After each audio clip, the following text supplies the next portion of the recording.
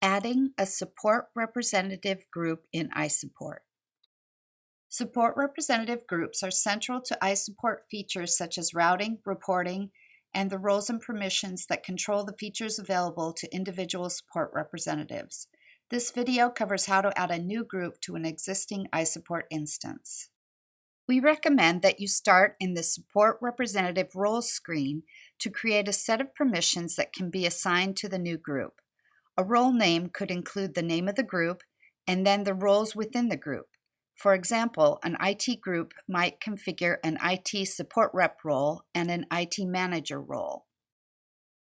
In the Group's configuration screen, create the applicable new group and associate the role you created for the group.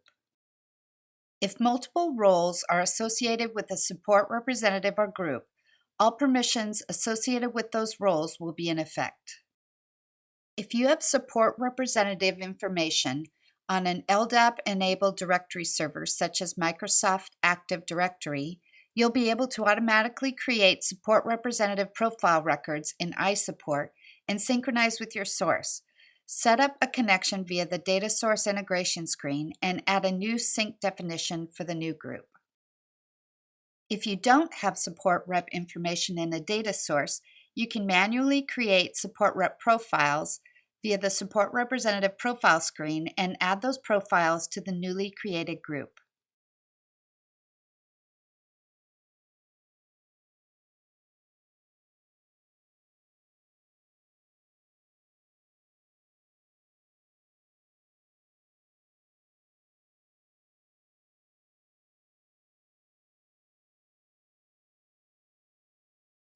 After support rep roles, groups, and profiles are configured, you can add categories for the new group via the Categories screen. It's important to keep category levels at a minimum for efficiency. You can create a new rule group and rules for the category that will apply when the category is selected in the incident screen. It may be easier to keep track of rules created specifically for the newly created group rather than using existing rules. The system will always apply the rule group that it finds at the lowest level of the category branch that has been selected for an incident. This is also true if you use the Skilled Support Reps section on the category for routing. Available reps who are listed as skilled reps for the lead category level are searched, and if any are found, the routing would be completed. However, if there are no skilled reps available at the lowest level, the level up in the branch is searched, and so on. You can create category-based custom fields to collect additional information on an incident. Custom field data can be included in reports and be used by automation rules. You can create views for new users or use existing ones. Some are filtered based upon the logged-in user.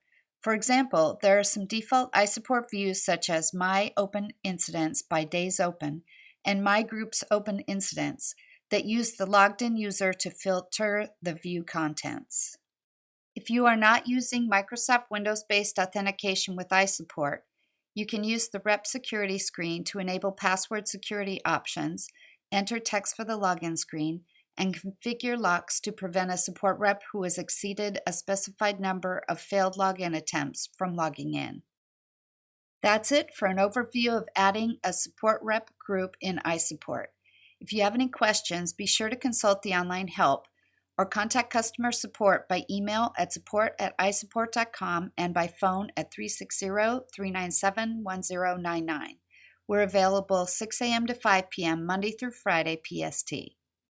You can also go to mysupport.isupport.com, iSupport Software's technical support website, to chat with support representatives, submit and view incidents, search the knowledge base, view facts, submit ideas, and participate in the user discussion forum.